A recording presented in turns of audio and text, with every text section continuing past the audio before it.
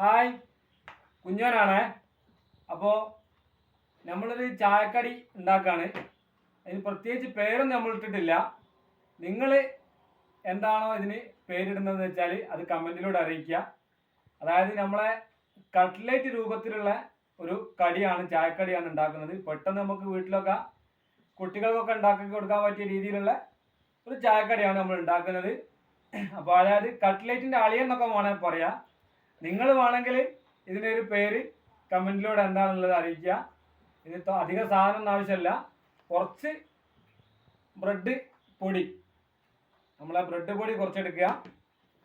ഒരു ചെറിയ സവാള അരിഞ്ഞത്, ഒരു പച്ചമുളക് നീളത്തിലല്ല, ഒരു മീഡിയം വലുപ്പത്തിലാക്കിയിട്ട്, ഈ ഒരു വലുപ്പത്തിലാക്കിയിട്ട് അരിഞ്ഞത്, ചെറിയൊരു സ്പൂണ് കുരുമുളക് പൊടി എടുക്കുക, ചെറിയൊരു സ്പൂണ് മഞ്ഞൾപ്പൊടി എടുക്കുക, ചെറിയൊരു സ്പൂണ് മല്ലിപ്പൊടി എടുക്കുക, പിന്നെ 1/4 സ്പൂണ് മുളക് പൊടി എടുക്കുക.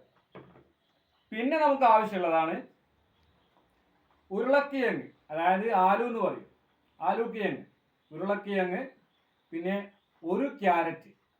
ഇത്രയും സാധനം ആവശ്യമുള്ളൂ. അപ്പോൾ ഈ ക്യാരറ്റും ഉരുളക്കിഴങ്ങും കൂടെ നമ്മൾ നന്നായിട്ട് വേവിച്ച് ഉടച്ച് വെച്ചതാണ്. അപ്പോൾ ഇനി എന്തൊക്കെയാണ് ബാക്കി കാര്യങ്ങൾ എന്നുള്ളത് കാണാം.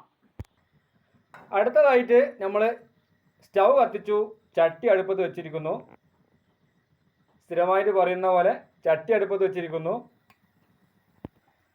ചട്ടി നന്നായിട്ട് ചൂടായി വന്നതിന് ശേഷം വെളിച്ചെണ്ണ ഒഴിച്ചു കൊടുക്കുകയാണ്. സൺഫ്ലവർ ഓയിലൊക്കെ ഉപയോഗിക്കാൻ പറ്റും കേട്ടോ, നമ്മൾ വെളിച്ചെണ്ണയാണ് ഉപയോഗിക്കുന്നത്.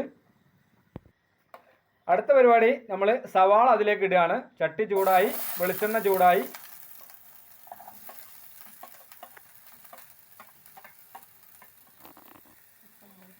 പച്ചമുളക് ഇട്ടു, നന്നായിട്ട് ഇളക്കി കൊടുക്കുക. ഈ ഉള്ളി ഒന്ന് പെട്ടെന്ന് റെഡിയായി കിട്ടാൻ വേണ്ടിയിട്ട് നമ്മൾ കുറച്ച് ഉപ്പ് അതിലേക്ക് ആഡ് ചെയ്യുന്നുണ്ട്. എന്തായാലും ഉപ്പ് നിർബന്ധമാണ്. ആദ്യം നമ്മൾ കുറച്ച് ഉപ്പ് അതിലേക്ക് ആഡ് ചെയ്ത് കൊടുക്കുകയാണ്. അപ്പോൾ നമ്മൾ ഉള്ളി ഏകദേശം റെഡിയായി വന്നിട്ടുണ്ട്. അടുത്തായിട്ട് നമ്മൾ അതിലേക്ക് മുളക് പൊടി ഇട്ട് കൊടുക്കുകയാണ്. 1/4 ടീസ്പൂൺ മുളക് പൊടി അതിലേക്ക് ആഡ് ചെയ്തു. 1/2 ടീസ്പൂൺ മല്ലിപ്പൊടി നമ്മൾ അതിലേക്ക് ആഡ് ചെയ്തു. 1/2 ടീസ്പൂൺ മഞ്ഞൾപ്പൊടി നമ്മൾ അതിലേക്ക് ആഡ് ചെയ്തു. ഇനി ഒരു 1/4 ടീസ്പൂൺ കുരുമുളക് പൊടി അതിലേക്ക് ആഡ് ചെയ്തു. ഇത് നന്നായിട്ട് മിക്സ് ചെയ്ത് ഇളക്കി കൊടുക്കുക. അടുത്ത പരിപാടി, ഇനി നമ്മൾ നേരത്തെ റെഡിയാക്കി വെച്ച ഉരുളക്കിഴങ്ങും ക്യാരറ്റും കൂടെ ഇതിലേക്ക് ആഡ് ചെയ്ത് കൊടുക്കുകയാണ്.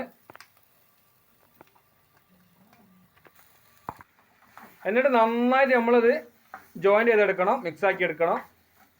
നേരത്തെ ഇട്ട എല്ലാ ഐറ്റംസും കൂടെ നന്നായിട്ട് ജോയിൻ്റ് ചെയ്തെടുക്കണം. നല്ല ഒരു അടിപൊളി മണം വരുന്നുണ്ട്.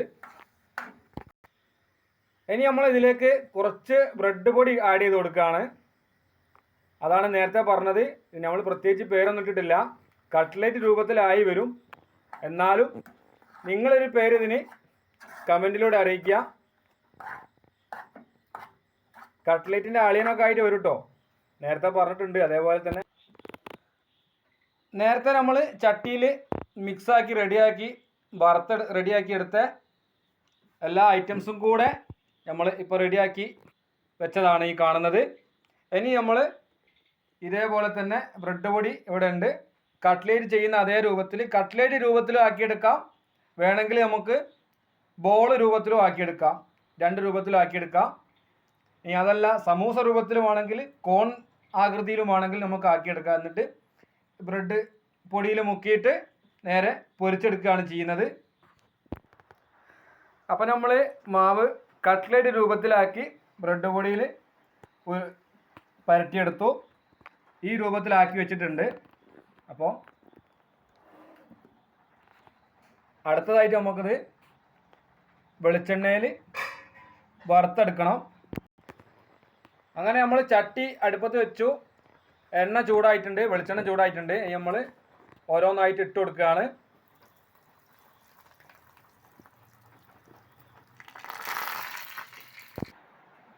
അങ്ങനെ നമ്മളെ കട്ട്ലേറ്റ് റെഡി ആയിട്ടുണ്ട്.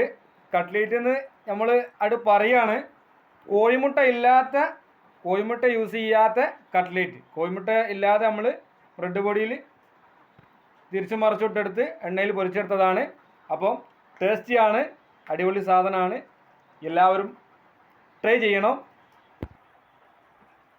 അപ്പോൾ കമൻറ്റിലൂടെ നിങ്ങൾ അറിയിക്കണം ഇതിൻ്റെ പേര് നിങ്ങൾ എന്താണ് ഇട്ടത് എന്നുള്ളത്. കോഴിമുട്ട ഇല്ലാതെ നമ്മൾ കട്ട്ലേറ്റ് ഉണ്ടാക്കിയതാണ്.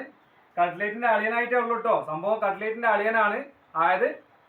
അപ്പോൾ എന്ത് ചെയ്യുക, ഷെയർ ചെയ്യുക, കമൻ്റ് അടിക്കുക, സബ്സ്ക്രൈബ് ചെയ്യാൻ മറന്നു പോകണ്ട. അപ്പം അടുത്ത വീഡിയോ ആയിട്ട് നാളെ കാണാം. അതുവരെ ടാറ്റാ, ബൈ ബൈ.